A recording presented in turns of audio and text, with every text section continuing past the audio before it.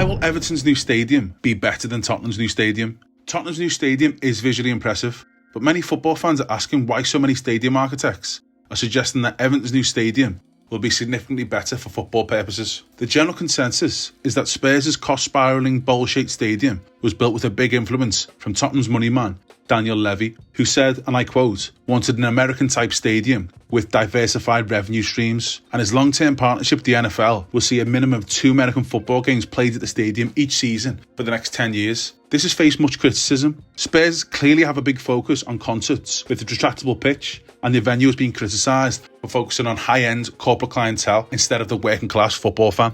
These sorts of sacrifices make the concept and build a polar opposite to Everton's new stadium, which is deeply rooted on becoming a truly unique, groundbreaking, purpose-built modern football ground on a world-famous dockland, and it is completely different in design. Everton don't want a soulless bowl. Many clubs have suffered from leaving their intimate spiritual homes, which they have been made famous for generations, into large, new, shiny buildings where it's difficult to harness that soul and spirit. And that's not relating to size or capacity. Ask any neutral football fan which stadium has the better atmosphere, and they would say Crystal Palace over Anfield, Goodison Park over St James's Park. Everton sell more season tickets than Liverpool FC and Chelsea, and have a long waiting list of passionate fans desperate to somehow get a seat at Bramley Moor. But they do not want to sacrifice atmosphere and proximity just to pack more seats in. They want that intimate, intense advantage which the Everton fans can supply like no other. It's important that the stadium fits in with such an iconic waterfront, with the history of Liverpool docks and what that means to the city. The Everton stadium designers are aimed to deliver on their blueprint of a stadium to feel like it grew off the docks and it will really belong on that skyline. Even going so far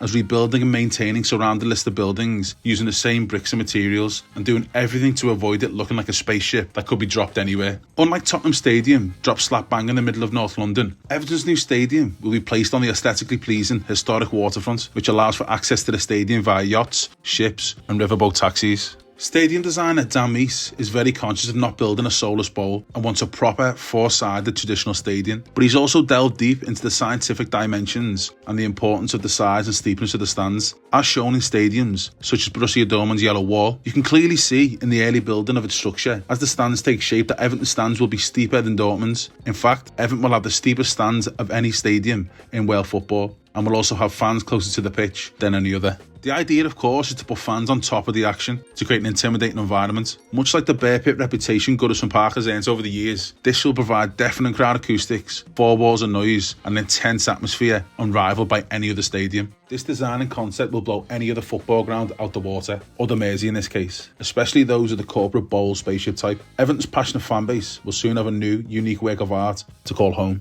What do you think? Is Tottenham's new ground as soulless as everyone is saying? Is Everton's new stadium going to be the best in Europe? If you enjoyed this video, like and subscribe to Stadia Study on YouTube and TikTok to feed the algorithm and get more interesting videos like this on your feed.